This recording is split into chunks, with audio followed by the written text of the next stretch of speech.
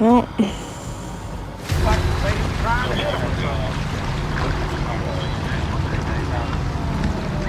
where's your daddy at? You wanna take my picture some more? Are you gonna go fucking jerk off to it later? Jesus Christ, what the fuck is wrong with you? Oh my gosh, bro!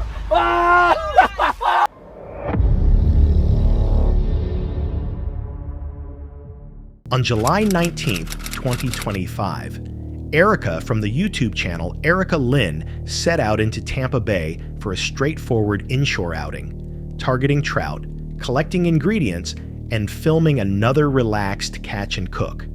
Her uploads usually follow peaceful fishing routines, but during this trip, one brief moment pushed the entire day onto a very different path. Early on, she connected with a strong trout, finally keeping a fish after several smaller ones had gone back into the water. The outing seemed to fall into a steady groove, quiet, predictable, and centered on gathering enough trout for the meal she had in mind. Yet when a day feels most routine, that's often when subtle changes slip by unnoticed. there you go. Looking for a 15, looking for 15. Hopefully you're 15, bro, or else you're gonna get eaten by a bird. Oh, it is close.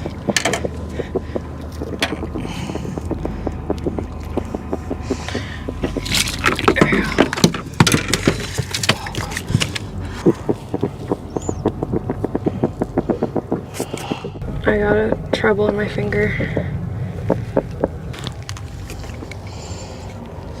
Alright, and you're keeper anyways, so you're gonna have to just die like that. I'm sorry, bud. Yeah. I'm keeping him anyways. I got my third trout.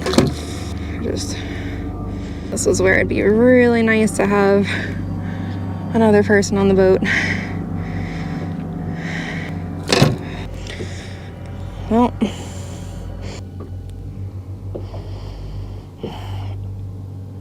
this will literally happen to me. So is kayak fishing one time, by myself, of course. And I catch a ladyfish on like a treble hook like this too. And again, like the fish is still hooked up to one set of trebles and the other set of trebles ends up going in my finger. And I end up like having to paddle back. I almost passed out in the kayak, to be honest. I'm okay right now. But I got home and I had to like pull the whole thing out and it was not fun. Luckily I got the fish off at the time. Well, that's a first. Not that I haven't got a lure in my finger, but I've been able to get it out myself before. But unfortunately, I'm gonna have to go to the emergency room. Glad you guys were with me to see all that. All right, update, I'm alive. I still have a hook in my finger, but I didn't pass out so far, so that's good. I'm headed back. I'm like debating on just trying to like work this out myself. A little tricky with one hand, or go to the ER. While dealing with the next trout, that change arrived suddenly. As she reached to take off the lure, it recoiled without warning and buried the treble hook deep into her finger. The calm morning ended in an instant, leaving no time to pause. There was no easy solution on the water, and no way to keep going. Only the immediate understanding that the trip had completely shifted. Primary care, urgent care. Hello. Can I help you? I have a hook in my finger. Oh, yes. Okay. I will help you start. Have you been here before? I have not, no. Okay. But I have a free hand, so Okay, all right. I can try to write. I survived. I got my finger, I'm not trying to flick you guys off. I got my finger wrapped up. I gotta head back to the boat. But we are in one piece and I got to keep my lure. So I'll be putting some new treble hooks on that for sure. All right, and we're back. So I'm gonna go over some key features that I absolutely love about this fillet table. There's a hose hookup in the very back. So the hose attachments on the side, the waters run through the whole table itself. So it's gonna be really easy access to get the hose to help us clean up these fish and clean up the table. I also have a mini cabinet below, so planning to put, you know, like Ziploc bag, the fillet knives in here. It's a good place just to have everything stored away when we're not using it. Easy access. And close that up. Perfect. Now this is a 6-foot table. They have a lot of different options, but here in Florida, we sometimes do get our bigger species like cobia or grouper. So it's great size to have big fish, one, and also potentially 2 people filleting fish at the same time. So huge shout out to Seaward. We're gonna be doing a lot more catch, cook, and cleans coming up to show you guys a little bit more of me using the table, but very excited to get these fish cleaned up, and trout tacos are on the menu.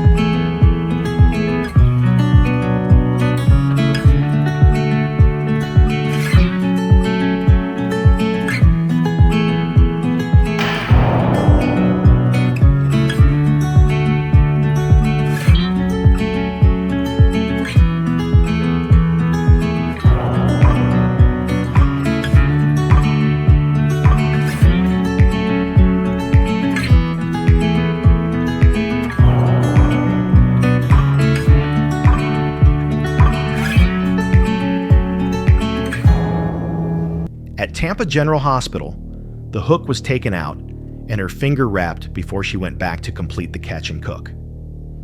The remainder of the day passed quietly, her plans still in place, but marked by the weight of a moment that had turned more serious than expected. Viewers pointed out how quickly treble hook injuries can occur, especially during familiar actions that seem second nature. Many shared their own ER stories, noting that accidents like this often grow out of routine moments instead of dramatic errors.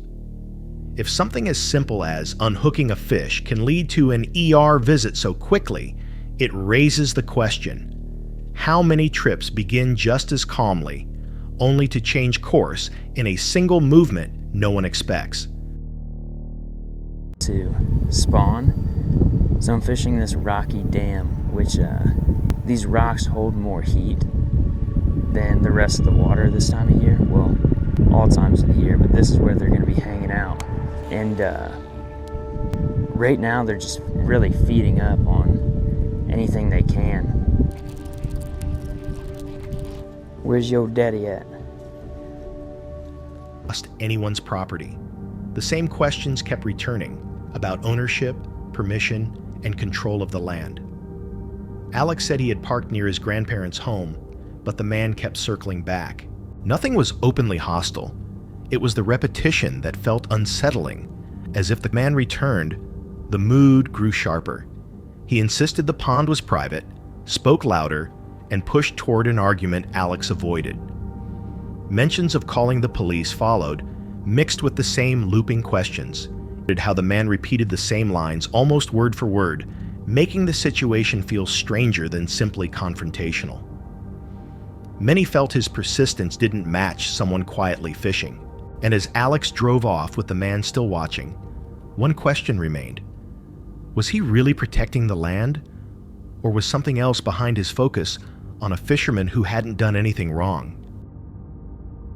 On September 28, 2025, a calm afternoon on Jackson Lake, Georgia, took a sudden turn for Ryan from F-Series Outdoors, a channel centered on fishing, boats, and the steady rhythm of life on the water. He was moving toward one final fishing spot, hoping to make up for a slow day, when something ahead broke the stillness. Something that drew him away from his plans and into a situation he never expected to see. Y'all good? Oh, the one that's turned over? Have y'all called? Y'all called 911 yet? You need me to call? Alright. Are the other people okay? At this point, I'm just wondering if there's anybody else in the water possibly injured and what's going on. So I start looking at the other boat and heading towards it because these two guys are taking care of that man. When another boat passes by on plane, which got me thinking I need to slow any other boats down and start looking for possible bodies in the water.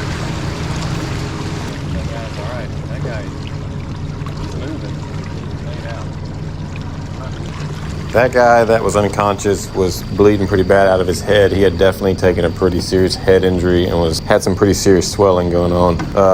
I start noticing stuff all in the water, like fish finders, life jackets, and again, I am looking for people and desperately trying to slow down other boats that are coming through that have no idea that there might be people in the water. You know if they're missing anybody?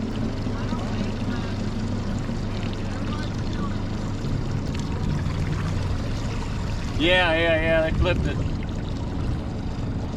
They're on the way. Where'd you go?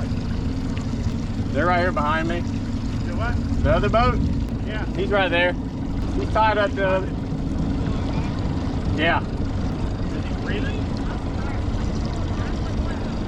Yeah, he's moving a little bit, but not good. He moved a little bit, but it ain't... He don't look good. Ryan was guiding his boat across the lake when he noticed someone waving in the distance. Subtle at first, then clearly urgent. As he got closer, the scene became far more serious. A base boat sat motionless with a man lying unresponsive on the deck, while another boat was upside down near the shoreline. The quiet water he had just been cruising over suddenly felt tense, as if the lake itself had gone silent. And something about the scene didn't feel right. The nearer he came, the more troubling the details looked. I really didn't want to be in the way, but I started noticing everything in the water, and I'm like, I can definitely collect all this stuff for these people, and it might be something worth value to them, and it turned out some of it definitely was. The boat that hit them was what looked like a 16-foot bass boat with like a 65 horsepower motor. It hit like a 20 to 22-foot ski boat. The bass boat was really not damaged, but the ski boat had a giant gash in the front of it. The boat took on water and capsized very quickly. Luckily, it drifted towards the dock the whole time. They were able to bail out and basically climb straight onto the dock. Near the wreck, he could see how badly the injured man was hurt. Blood gathered around a swollen head wound, his breathing shallow but steady. Gear floated all around them, scattered by the impact. Ryan began collecting what he could: a fish finder, life vests, and pieces of equipment drifting farther away. The damaged boats told their own story. One lightly scraped, the other torn open at the bow and flipped shortly after the collision. For a moment, the lake felt unnaturally quiet, as if waiting for what would come next. That guy is starting to move, so that's good. He's breathing at least.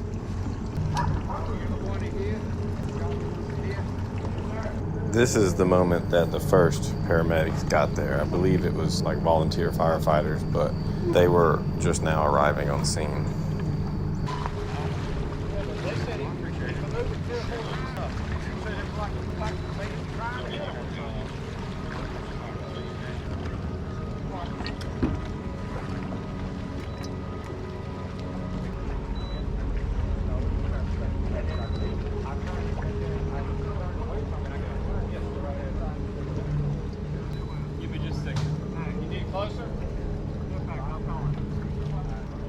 It's hard to hear what he was saying, but the guy was saying that the bass boat was coming straight at him. He tried to turn 3 times, and the bass boat matched his turns every time until they hit head on. There was nothing he could do. Both boats at full speed.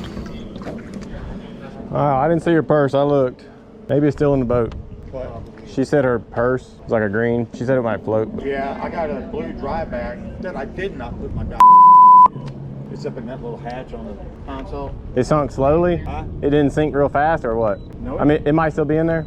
It came down pretty quick. Oh, yeah. It was capsizing within 2 to 3 minutes. This was the last few things that I picked up in the water. I think it was like a cigarette pack and a few other things. And when help finally showed up, the story behind the crash started to emerge. Volunteer responders arrived and brought the injured man toward shore. Once he was awake enough to talk, He explained that the base boat had driven straight at him, changing course each time he tried to turn away. 3 attempts to avoid a crash, each one mirrored until impact became unavoidable. His boat flipped within minutes, leaving almost no time to react. After the area was secured, Ryan went back to his own boat, reminding viewers why safety and life jackets matter every time you're on the water. Some viewers wondered how 2 boats could collide on open water, suggesting everything from distraction to a possible medical emergency. Others pointed to basic navigation rules that many boaters overlook. The angle of the impact and the match turns left more questions than answers about those final moments. If the injured boater really tried to turn away 3 times, why did the other boat follow each move so exactly? Was it simple confusion, a mechanical failure, or something the lake has yet to make clear? On April 11th, 2022, the YouTube channel Outdoor Influencer, known for real-world magnet fishing finds, reached a quiet shoreline south of Chicago Heights, Illinois. With Danny and JJ along, they stayed away from the city center because of safety concerns. The water looked peaceful, but the metals scattered along the bank hinted that more than simple trash had been left behind. All right, Danny's just got down here. He said he's already feeling something. What'd you find over here, Danny? Got a piece of angle iron. Hey, you sure did. Heck yeah. And JJ's already found something on the 360. Looks to be some type of saw blade. All right, guys, I thought I felt a click. I got something on it. Look at that. Old pair of fingernail clippers. All right, JJ's found some more saw blades and shotgun shell. Oh, how many is that? Like 5 or 6 of them. That's like a lot. At least 6 now. All right, guys, so I just found my first shotgun shell today. Looks like it's a Remington Express. All right, JJ's got a cast net right here. There's a fish in it! Not a fish! Oh, there is. There's a catfish inside the net. No way. Look at that, guys. All right, so he's gonna rip the net open and get the fish out and release it. Oh man, who knows how long he's been in there. Oh, you lost it, but still cool. There we go. Like, yeah, we're definitely gonna back this up and take it with us. The first pulls brought up corroded metal, broken tools, and shotgun shells. Clear signs the spot had been used as a dumping area. Then a tossed cast net came up with a live catfish still trapped inside. The group cut it loose and let it swim away. Not long after, Danny's magnet lifted something heavier. No way! No way! Danny's just found a gun. Dude, what? No Dude, it's a Smith & Wesson with the... That airsoft, bro. That's air... No, it's not. What's stuck in it? What is that? Oh, acorn. Dude, that's definitely a Smith & Wesson with the laser scope. Dude, it's cleared. Bro, that was quick, bro. That's sick. I want to keep that so bad because that's restorable. All right, Danny's just found this. Look at it. It's an old Smith & Wesson. That's nice. It's got a laser light and everything on it. 9 mil. Man. Serial number on this thing is usually right under that laser. It's definitely cleared, so we're good. All right, guys, so I just found this bag right here. It was magnetic. What the heck? Dude, it's like, is this jewelry? Oh, it's a bell. No freaking way. I gotta blur this thing out, guys, unfortunately. But this is so weird. I can't believe I found it. I gotta definitely blur it out. All right, JJ's just found another shotgun shell. Check that out. We've already found about 15, 20 of these already today between everybody. All right, Danny's just found something cool over here. What did you just find? I found a machete with butterflies on it. What? Dude, it has like a pride flag on it too. That's insane. All right, JJ's just found a bag over there. We're gonna run over there and see what it is. What did you find over here in the bag? Is that a boot for a car? That's a car boot in a bag, guys. It is, bro. You found a car boot. Pretty cool. I've never seen one of them be found before. All right, awesome. A rusted Smith & Wesson handgun rose from the water, and the group carefully checked to make sure it was safe. More troubling items followed: a bag with unclear contents, a decorated machete, and a heavy car boot sealed inside another bag. Each discovery made the scene feel less like random litter. Then JJ felt a pull different from the rest. Oh! No way! JJ just got the shotgun. Oh! Yeah, they jumped that jump on him. That's a rifle. Oh! No Put it freaking up way. here. That looks like a 30-06. That dude's seen that one be pulled up. Holy cow, put that up here on the bricks. Let's see that. No freaking way. No, that's a bag. That was in a bag. Yeah. Look at, what's this? Oh, pull that bag off, or actually leave the bag on. That's Wow. insane, guys. Yeah, this is definitely looks like a 30-06. Let's get it. I'd say let's get it to the car before someone sees it. That guy already Yeah. seen over there. Here, grab that bag so it doesn't fall off. Holy cow, that's a full-on sniper, guys. That's a deer rifle is what it is. We're gonna just put this straight down right here. Slowly, a soaked rifle case emerged.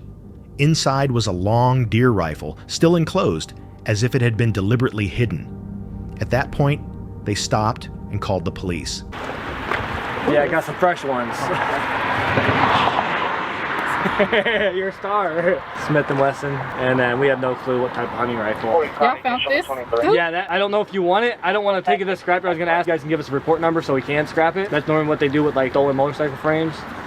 But yeah, we go around full time doing this, and this is the cool stuff we found today. You guys tend to find it like this? Sometimes. Sometimes. Where did y'all find this at? Right here off the shore. Right on the rock. On our trails? Yeah, no, in the water with a magnet. It's called magnet fishing on a rope. You got a big magnet in the bucket, and you just throw it on a rope and pull it in, and all the scrap. That's all done. They found it in the water. In the water. In the yeah. water? Yeah. Right off the shore, probably 4 feet. I imagine they couldn't throw it as far if they wanted. And the numbers are actually underneath the light. We already took it off. You gotta press the thing down and you can get it off. I think that's the States. So y'all found it inside the water, right? Yes. Yeah, everything in the back of the truck's been pulled out the water today. 47, you got me? No, you can Indiana, this GMC that we're towing. Or the light, whatever it is. Hey, Sarge, they found it in the water. I'll give you the last. They found it inside the water. If you want to.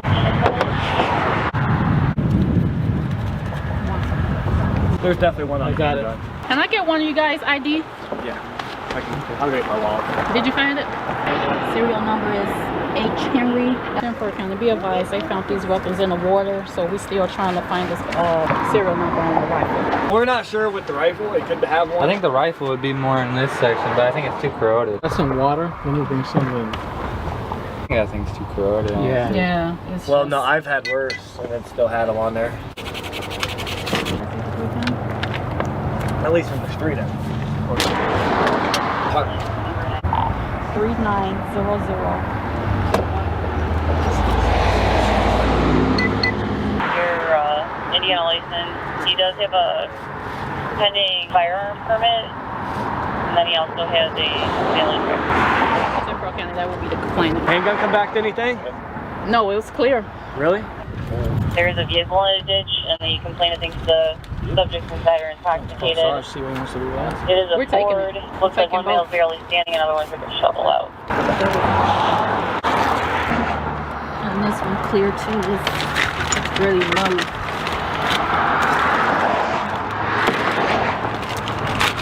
If I copy your plate, if I can put it on my OI. This is. I can barely. This was found too in the water. That's a boot to a car. It was in a bag. I found it in a garbage bag. The boot out? They could take that over. That's why I was gonna ask for a report number so we can scrap it and not get in trouble. So that's a boot? A boot for a car. Oh no, we gotta take that. You gotta take it? Yeah, we gotta take it. Okay. I figured we'd tell you. Yeah, I don't, like I said, I don't want to go to a junkyard and get arrested because. Take this heavy thing. You guys don't need a machete? Yeah, we gonna take it. You got it? Going to? Okay, I'll do it again. Thank you. Right, thank Make you. sure to check out the shield. Thank you guys. Officers arrived and inspected the weapons. A serial number was found on the handgun, while heavy corrosion made the rifle harder to identify. All of the items were taken for further investigation. Finding several weapons in one place suggests they weren't accidentally lost, but intentionally discarded where they wouldn't be seen. If these weapons stayed hidden for so long, how many more dangerous objects could still be waiting beneath the water? In August 2025, in French Polynesia, the family behind Sailing Nahoa released an episode unlike their usual voyages. Their channel normally highlights life at sea, long passages, and remote beauty. But this time, the ocean felt different. You see, every single year, approximately 700 sailboats make their way from Panama to French Polynesia. That's 20, 30, sometimes 40 plus days that these sailboats and crew undertake to get here. Why would they do that? Well, it's absolutely stunning as you can see above water, but below water is just as incredible. There's also world-class kiting, diving, and surfing here in French Polynesia. But something happened this year that is a little odd. In the span of just 1 month, May of 2025, 5 sailboats sank across a relatively small swath of ocean. 5 separate distress calls, 5 rescues, 0 lives lost. A testament to the French Coast Guard and the French military Dauphine helicopter. But what makes this so alarming is how rare this used to be. In 2020, 2021, and 2022, there were no documented offshore sailboat losses in French Polynesia. In 2023 and 2024, there was 1 in each year. One was a whale strike, the next was a rudder failure. Now this year, we've had 5 in a single month. That's unprecedented. It began on May 3rd, a VHF distress call from a catamaran sinking between Tahiti and Raiatea. 6 people aboard rescued in the dark by a helicopter. Then May 19th, a US flagged boat overturned near Tawata near the Marquesas. May 25th, a Turkish yacht near Mopilia. May 26th, another catamaran west of Maria. And finally, May 31st, Luna Bay 2, family aboard, including a child, struck a floating object unidentified and sank 70 miles from Uapu, again near the Marquesas. 5 boats lost, all in the month of May. Were these all freak accidents, or is something else going on beneath the surface? In waters once thought safe, 5 sailboats went down in a single month. No storms, no chaos, just calm seas and a troubling pattern. Each year, yachts cross from Panama to French Polynesia. For years, none were lost offshore, until May 2025, when 5 distress calls came in within weeks. One was Luna Bay 2, which sank after hitting a floating object. All crews survived thanks to French rescue teams. So a lot of people actually don't like sailing at night, and we don't either, especially near land. We hate sailing near land, but with all of our previous tracks, we're pretty okay with this little exit here.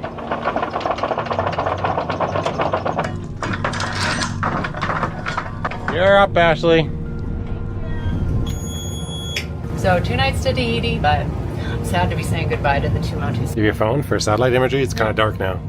I'd like that. You guys ready for Tahiti? Yeah. The big city?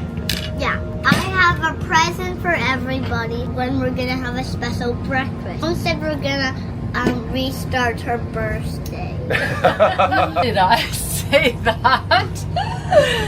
My birthday was totally awesome out here, but no. How many maps do we have up? 4 maps. We have our open CPN with our tens of tracks of getting in and out of here at all times of day and night. We have our Navionics, which actually still has our track from the last time we entered here. And we have the Orca tablet and Orca satellite imagery on this one. And then I always double check everything with my Google Maps. And if Google Maps has clouds, then I go to Apple Maps and so on and so forth. So we have eyes in the sky, guys.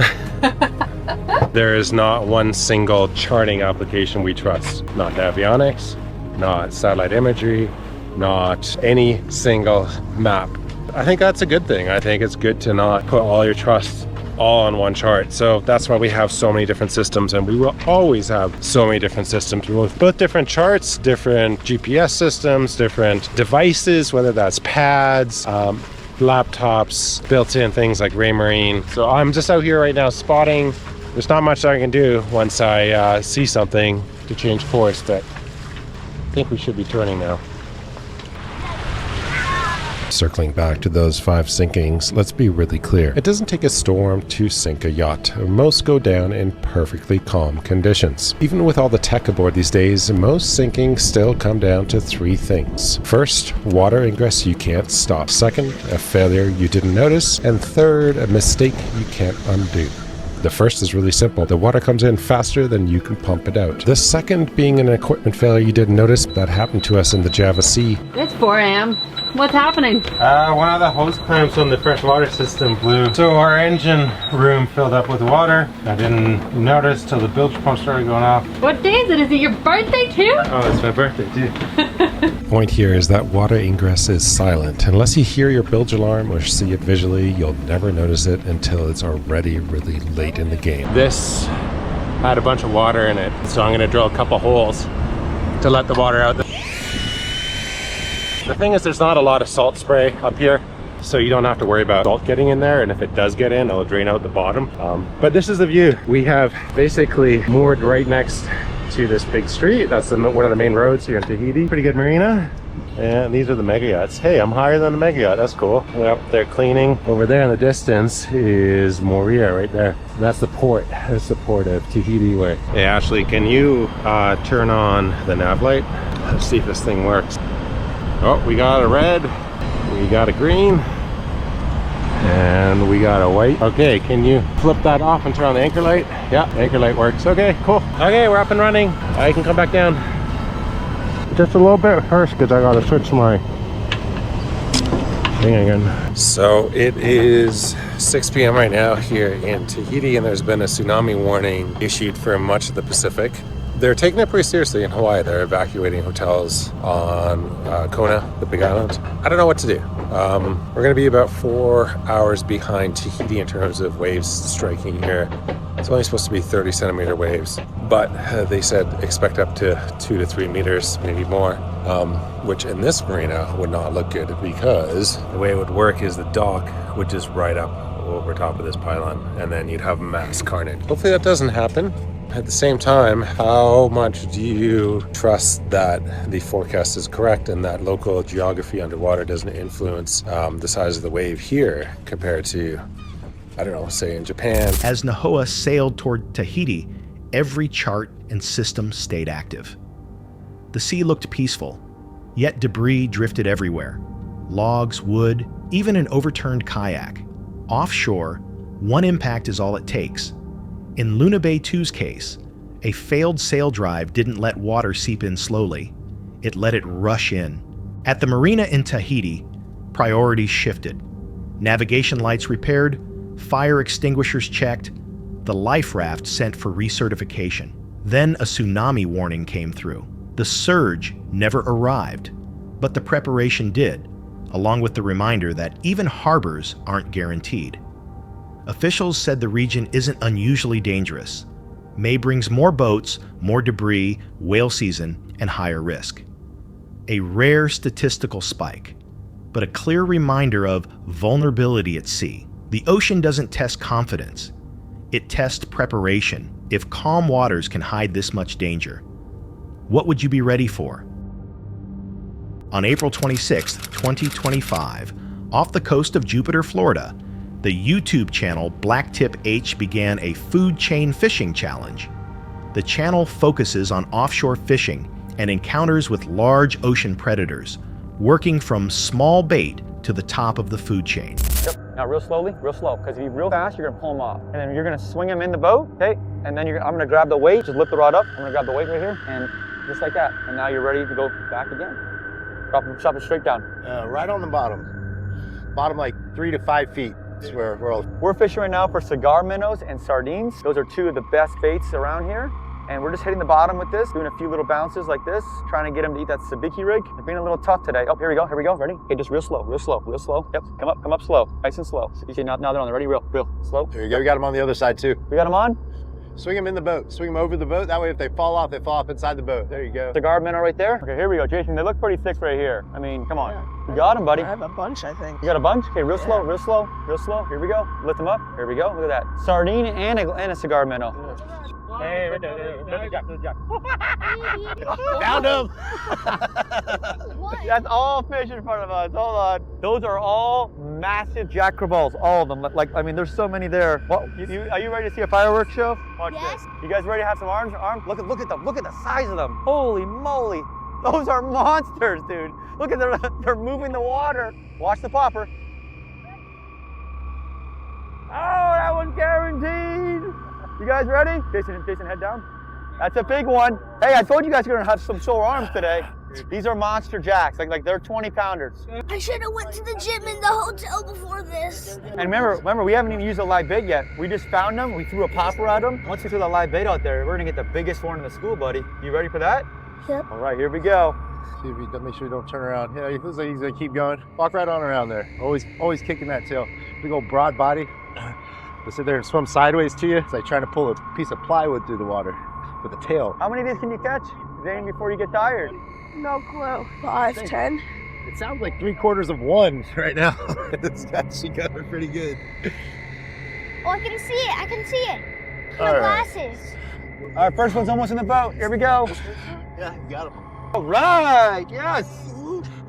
Sounds like a pig.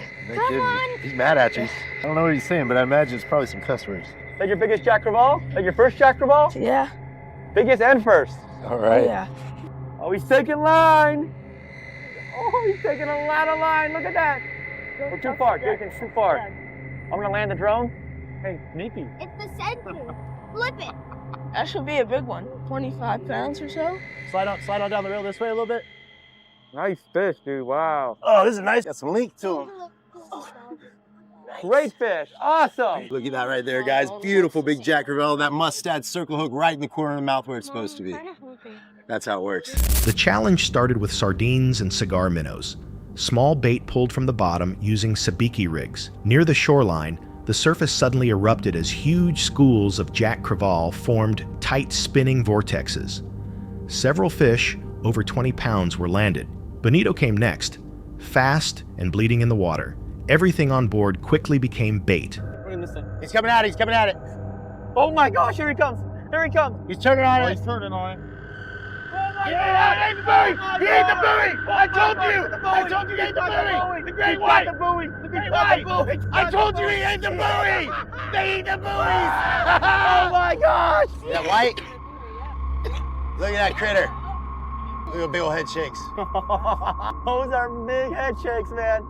I can tell you one thing, boys. You'll never forget this day in your life. He's caught one of these before. He's done this Two. before. Jason's This is three, number 3.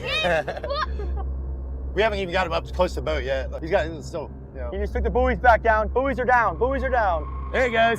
There he goes. Woo! Look at him take off. He's going. Today's the day. Everything got laid out. Perfect for the great white. Oh! Yeah! That's the shot, baby! That's a big fish. Yo, how far? Look how far it was from that dorsal to the tail, boy. There's no mistaking. There, yo, come on, do some crazy stuff. It's a magnificent. Oh my gosh, dude. Look at that thing. Oh my gosh, dude. Oh! Oh! There it is. There it is. No! He bit us off, dude. No! The buoy's still attached to him, though. Hey, Jason. All right. Drive over there. He'll come up. Yeah. Yep. How are we gonna splice it? Near a line of floating buoys, a dark shape appeared below the surface. It wasn't a hammerhead. It was a great white shark, estimated well over 1,000 pounds. Before touching the bait, the shark struck the buoy. Moments later, the line went tight. The shark towed the boat briefly before the line snapped. The buoy drifted away with the shark still attached. Coming down. Back up. I can't back up. Hold on. No, I don't have it. He's under the boat. Wait, don't do anything. I couldn't hold it. He's gonna go under the boat, it's the problem. Yeah, I see that. That's the problem. Yep. Tighten. Set the boat back up.